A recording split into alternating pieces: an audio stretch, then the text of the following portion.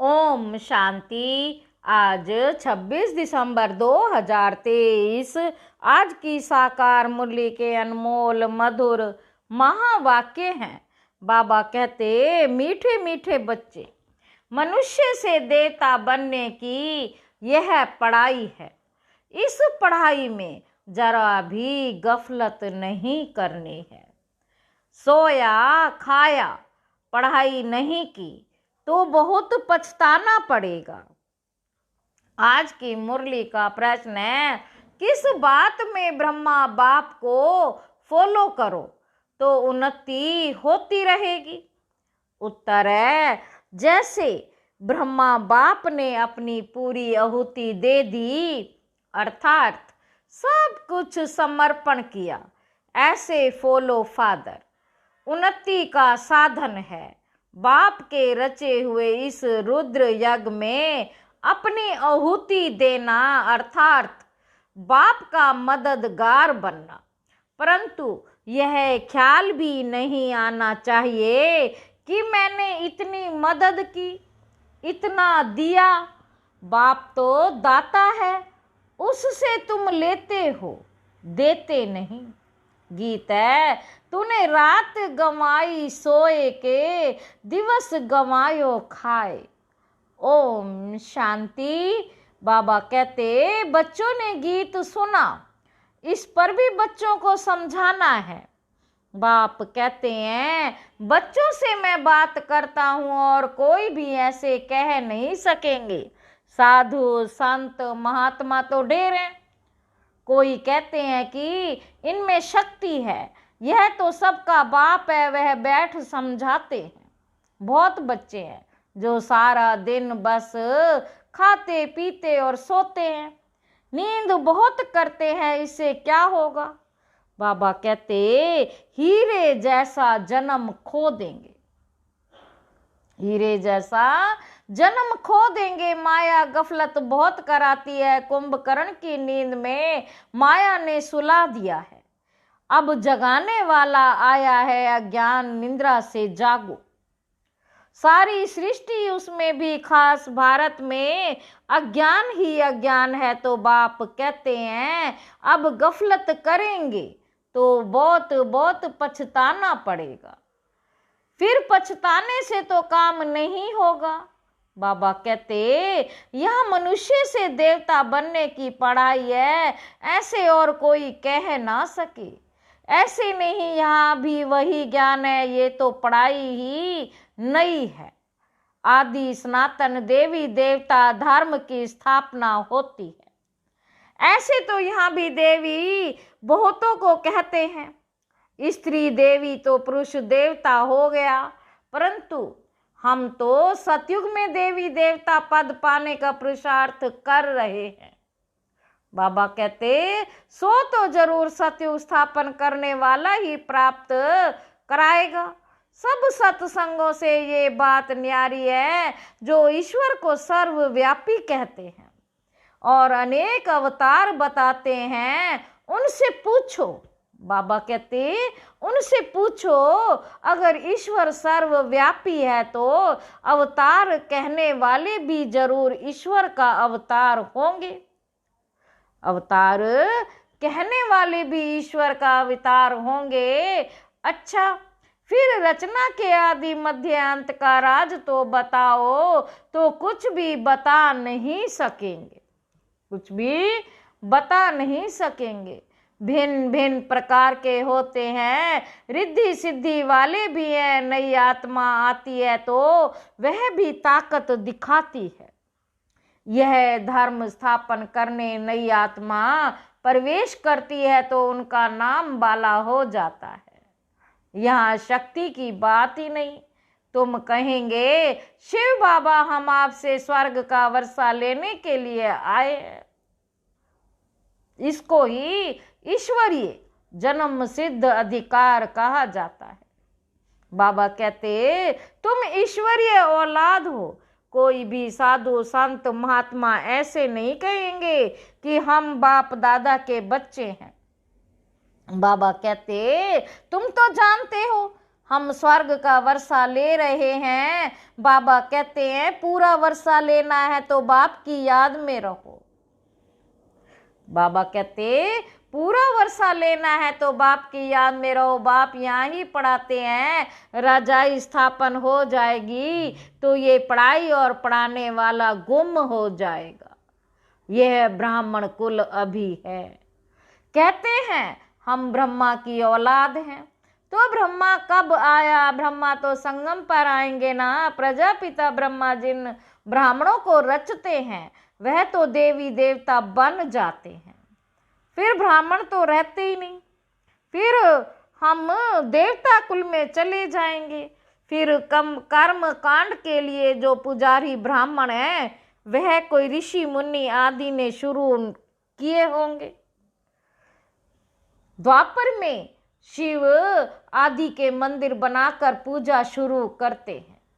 तो जो पूज्य देवी देवता थे वे पुजारी बन जाते हैं। उसी समय मंदिरों में ब्राह्मण चाहिए तो उस समय ब्राह्मण भी शुरू हुए होंगे। जो पूज्य से पुजारी बने उनको ब्राह्मण नहीं कहेंगे। मंदिरों में मूर्ति के आगे ब्राह्मण जरूर होगा तो उस समय वह ब्राह्मण भी निकले होंगे। यह हुआ डिटेल समाचार। वास्तव में इससे भी ज्ञान का संबंध नहीं। ज्ञान सिर्फ कहता है मन मना भाव। तुम बच्चों को कहा जाए शिव बाबा और वर्षे को याद करो तो क्या सिर्फ याद करने से सभी लक्ष्मी नारायण बन जाएंगे? नहीं। फिर पढ़ाई भी तो है। जितना ज़्यादा सर्विस करेंगे उतना ऊंच पद पाएंगे, उतना गोल्डन स्पून इन माउथ होगा। नई दुनिया बनने में, अदली बदली होने में टाइम तो लगता है ना। विनाश के बाद स्थापना होगी। कलयुग के बाद सतयुग होगा। भल अर्थक्वेक आदि होती रहती है परंतु अनेक धर्मों का विनाश होना है। ड्रामा पूरा होता है। अभी हम बाबा के पास जाकर फिर नई दुनिया में आएंगे। इस समय हम इस यज्ञ के ब्राह्मण हैं। शिव बाबा ने 5000 वर्ष पहले मुआफिक रुद्र यज्ञ रचा है। यह बहुत बड़े से बड़ा यज्ञ है। इस यज्ञ की संभाल करते हो तुम सच्चे ब्राह्मण। वह ब्राह्मण तो मैटीरियल यज्ञ रचते हैं। कोई आपदा आदि आनी होती है तो यज्ञ रचते हैं। सतयुग में गुरु आदि की दरकार नहीं थी। गुरु वहाँ होगा जहाँ सदगति की जरूरत हो। बाबा कहते गुरु वहाँ होगा जहाँ सदगति की जरूरत हो। अब यहाँ तो अथा गुरु है। इतने वेद शास्त्र आदि होते हुए भी भारत की ऐसी गति क्यों हुई?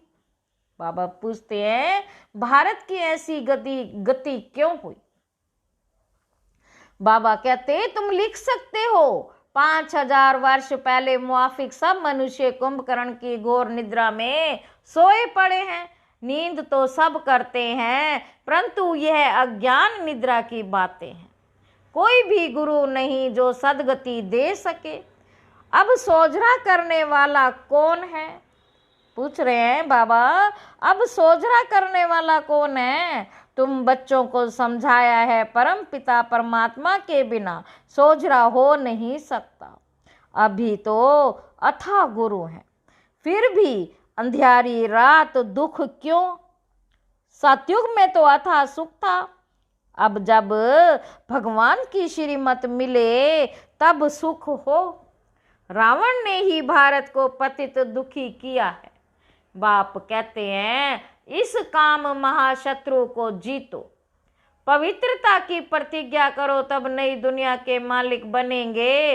गुरु लोग कभी ऐसे नहीं कहेंगे कि पवित्र बनो।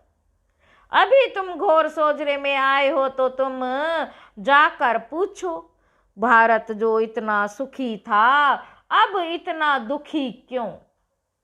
तुम बच्चे जानते हो हम सो देवता बनते हैं। सन्यासी तो जट घर बार छोड़ निकल पड़ते हैं। उनके लिए कहते हैं सन्यासी पावन है। वो ऐसे नहीं कहेंगे कि हम पावन बनने के लिए पुरुषार्थ कर रहे हैं। तुम्हारी बात ही न्यारी है। बाबा कहते तुम्हारी बात ही न्यारी है, ऐसे मत समझो कि सब सन्यासी पवित्र रहते हैं।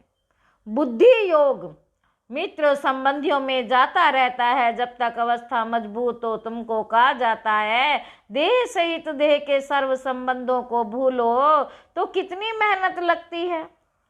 उनसे जब पूछा जाता है तो संन्यास कब किया, लौकिक नाम क्या है, तो कहेंगे यह बातें मत पूछो।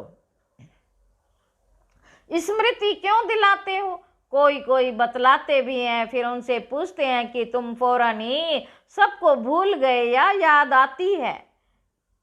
मालूम तो पड़े ना, तुम कौन थे, कैसे छोड़ा, अकेले थे व बाल बच्चे भी थे, फिर वह तुमको याद पड़ते हैं? कहते हैं हाँ, बहुत समय याद पड़ते थे, मुश्किल से याद टूटती है। अपना जीवन याद तो रहता है, भला हम शिव बाबा को याद करते हैं, परंतु ऐसे थोड़े ही अपना जीवन या शास्त्र आदि जो पढ़े हैं वह भूल जाते। सिर्फ कहते हैं जीते जी भूल जाओ, ये धारण करो, याद करेंगे तो लटक पड़ेंगे। पहले ये बातें सुनो फिर जज करो। जीते जी मर्जीवा बनो और किसी की मत सुनो। हम अपना सारा जीवन बता सकते हैं। हाँ, ये जानते हैं कि अभी ये दुनिया खत्म होने वाली है। सेंटर्स वृद्धि को पाते रहेंगे। जो बाबा मम्मा कहते हैं वे ब्राह्मण बन जाते हैं। अब बाप कहते हैं है आत्माएं, आत्मा ही बोलती है। तुमसे पूछेंगे तुम कौन हो? बाबा कहते तुमसे पूछेंगे तुम कौन हो, तो झट कहेंगे मैं आत्मा पढ़ती हूँ, मैं आत्मा पढ़ती हूँ। यह ज्ञान अब तुमको मिला है। तुम्हारी आत्मा इन ऑर्गन्स से पढ़ती है। आत्मा और शरीर दो हैं। अभी तुम जानते हो कि आत्मा ही शरीर लेती है, छोड़ती है, संस्कार धारण करती है। हम आत्माएं सतयुग में पुण्य आत्मा थी, अब पाप आत्मा है, अब अंतिम जन्म है। परमात्मा में जो ज्ञान है वह अब हम आत्माओं को पढ़ा रहे हैं।